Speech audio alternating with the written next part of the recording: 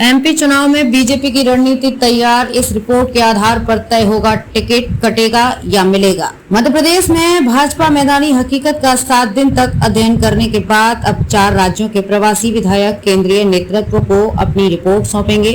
प्रवासी विधायकों ने विधानसभा सीटों की नब्ज टटोलने के साथ ही पार्टी के पक्ष में माहौल बनाने का काम किया है। अन्य राज्यों के विधायकों ने पार्टी और राष्ट्रीय स्वयंसेवक संघ दोनों के साथ बैठकें कर चुनावी रणनीति तैयार की है। साथ ही भाजपा की ही सरकार क्यों जरूरी है, पार्टी कार्यकर्ताओं को इसके बारे में भी समझाया है। अब कार्यकर्ता अपने क्षेत्र में जनता को भाजपा की आवश्यकताओं से अवगत कराकर पार्टी के पक्ष में करने का प्रयास करेंगे।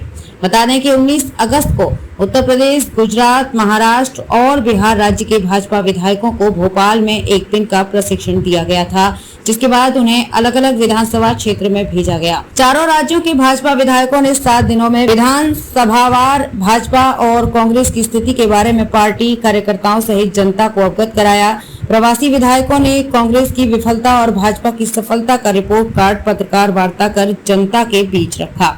विधानसभा क्षेत्र में संगठनात्मक, जनसंपर्क और इंटरनेट मीडिया की बैठकें ली गईं। 27 अगस्त को उनके प्रवास के 1 सप्ताह पूरे हो चुके हैं।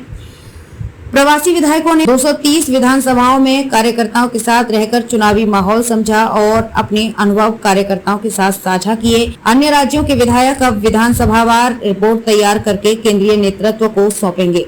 प्रवासी विधायकों ने गुजरात की तर्ज पर काम करने का प्रशिक्षण दिया है और उन्हें समझाया भी है कि मध्य प्रदेश में भाजपा की ही सरकार क्यों जरूरी है।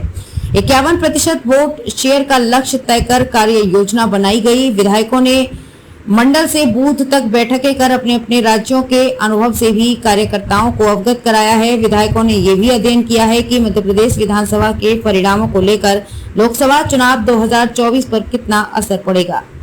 विधानसभा चुनाव में प्रत्येक चयन को लेकर भी चारों राज्यों के विधायकों की रिपोर्ट को महत्व दिया जाएगा। वर्तमान विधायकों का टिकट कटेगा या पुनः मिलेगा, अध्ययन रिपोर्ट की महत्वपूर्ण भूमिका होगा। इसके अलावा इस रिपोर्ट के आधार पर आगामी लोकसभा चुनाव की भी रणनीति बनाई जाएगी।